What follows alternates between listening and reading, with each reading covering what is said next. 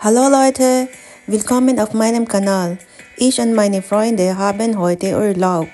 Darüber hinaus entschieden wir uns für eine Reise nach Österreich. Lasst uns beginnen.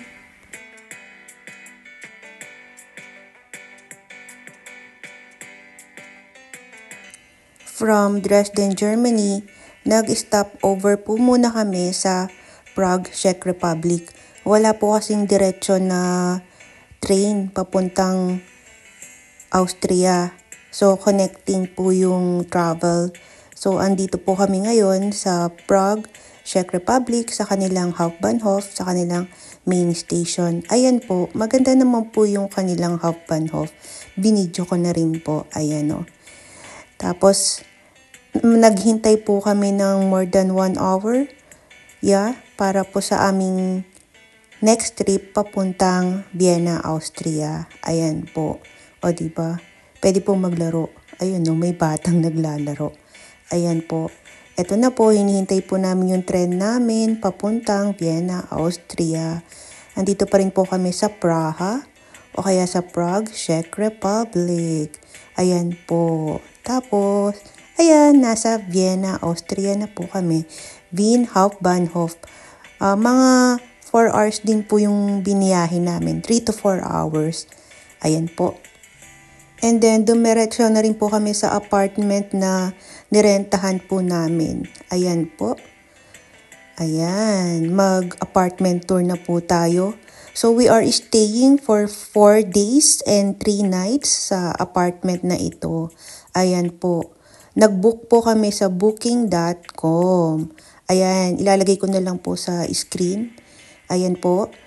Ayan na rin po yung presyo, €238 divided by 3 kasi tatlo po kaming nurses na nagsama-sama. Not bad. Pwede na po, affordable naman. Ayan, continue po natin ang apartment tour. Ayan po, malinis naman po. Ayan po yung kwarto namin, 2 babae. Ayan. Tapos dito po sa may labas, yung isa namin kasamang lalaki. Ayan po. Malinis naman po yung kwarto. Malinis din po ang banyo. Ayan po. May mga towels na rin po na kasama. At may heater. O diba? Very good. Malinis naman. Pwede na. Tapos dito meron din balcony. Ayan. Malinis din po sa labas. Ayan po. Tahimik din po ang lugar. At mukhang safe din naman. O diba? Pwede na po. Pwede na. Kasi lang naman po kami. 4 days lang naman po ang tour namin sa Austria. Sa Austria. Diba? Ayan po. Meron din na po siyang ref. Ayan po. Walang laman. Pero gumagana naman. Malinis. Tapos meron na pong mga utensils, mga baso, mugs na pwede namin gamitin. Inulit ko po kasi binuksan ko yung ilaw, madilim. Tapos ayan. Malinis naman pong mga cabinets. Meron pong stove sa baba. Sa lababo, pwede po din magluto. Ayan, kompleto po ang utensils nila na pwede po namin gamitin. Meron din pong stove. Tapos ayan, o diba? Ayan po yung lababo, tapos yung stove at yung oven. Meron din pong TV, ayan. O diba? Kompleto po. At we rated the apartment 7/10 stars. Ayan. Yung naka-play po sa TV ay YouTube channel ko po, Libby Mars. Subscribe po kayo. Ayan.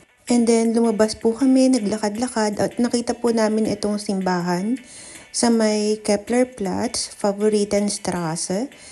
Ang pangalan po ng church ay Pfarrkirche St. Johann Evangelist dito po sa Vienna, Austria. Tapos ayan po yung mga kaibigan ko po, nagsindi po sila ng candles. Sila po ay madasaling tao. Ayan. Ayan po yung simbahan. Maganda rin naman po. Ayan po.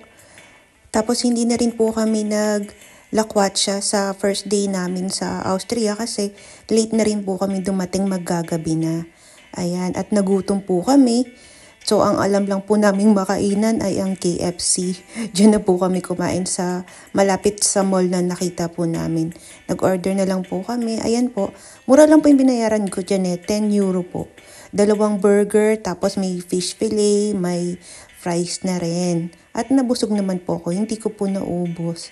Tinira ko po yung isang burger para po sa breakfast ko kinaumagahan. Maaga po kasi ang biyahe namin sa second day po namin. Ayan, natulog, nagising, breakfast na po ulit, second day na po namin. So, ang itinerary po namin ay pupunta po kami sa Hallstatt, Austria. Ayan po, mga 3 hours po ang biyahe from Vienna, Austria, papunta po sa Hallstatt, Austria. Ayan po. Sumakay po kami ng train. And then, ang kasamaang palad, na late po yung train na sinakyan namin. Connecting pa po yan. Ayan po. So, pumunta po kami sa customer service. Hinanap po namin para po sa next na train na sasakyan po namin. Hindi naman po kasi namin kasalanan kung bakit late. Late po talaga dumating yung train. Ayan po. Tapos, nandyan po kami sa condense service, sa customer service po. Binigyan po kami ng bagong ticket. Hindi na po kami nagbayad. Binigyan lang po kami ng bagong time ng ticket na sasakyan po namin. Ayan po. At nagutom na naman po ang mga kasama ko. Ayan. Bumili po sila ng tinapay, croissant. Ayan po. O diba? 3 to 4 hours din po pala yung biniyahe namin from Vienna, Austria, papunta po sa Hallstatt. Ayan po yung train na sasakyan po namin. Malinis naman, maganda naman po. Regional train po ito ng Vienna, Austria. Ayan po, o diba kami pa lang po yung laman. Malinis na malinis. Maaga po kasi yung biyahe namin. Ayan po. May ginawa rin po pala akong video about sa expenses ko ng 4 days and 3 nights sa Austria. I-upload ko po sa mga susunod na araw po. Ayan, for today po, ito po muna yung first na travel namin sa Austria. First day travel namin sa Austria. Ang papakita ko po sa inyo. Sana po nag-enjoy po kayo kahit ito po muna ang aking pinakita. And then next week po, i-upload ko naman po yung video namin sa Hallstatt. Yung tour po namin sa Hallstatt. Maganda din po, abangan nyo po. And don't forget to like and subscribe. Ayan po. Ito po ang masaya sa pagiging OFW po namin dito sa Europe. We have the chance to travel. Ayan po. Di ba? Malapit na po kami sa Hallstatt. 3 to 4 hours din po ang biyahe. Mahaba-haba rin po. So, matutulog po muna kami. Ayan po. So, bye-bye po muna. See you again for my next vlog. That's all. Thanks for watching. Tschüss!